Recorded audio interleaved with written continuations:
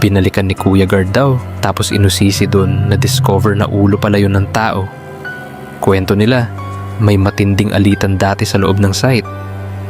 Agent at supervisor, magkaaway, pareho pang lalaki. Yung agent, kabit ng jowa ng supervisor. Nahuli raw ng supervisor, nagtsuktsakan sila. Ilang araw lang, nawala ang agent na kabit ng jowa ng supervisor.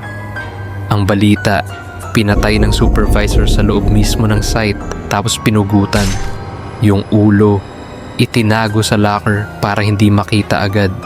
Binalot ng jacket, parang helmet. Pagkakita ng guard after second balik niya dahil sa complaints. Nilagnat, hindi na bumalik. Na-trauma si Kuya Guard.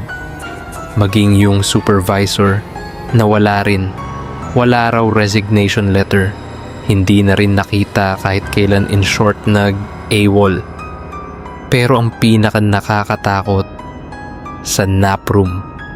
Marami na ang nagsabi, kapag nakasleep paralysis ka raw dun, may makikita kang lalaking walang ulo na nakatayo sa gilid mo.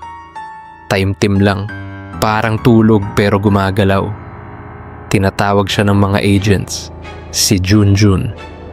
Pero wala naman talagang Junjun sa empleyado.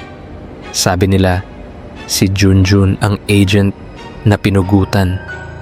At hanggang ngayon, naghahanap ng hustisya.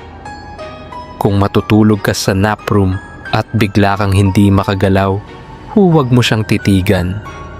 Dahil baka hanapin niya ang ulo niya sa'yo.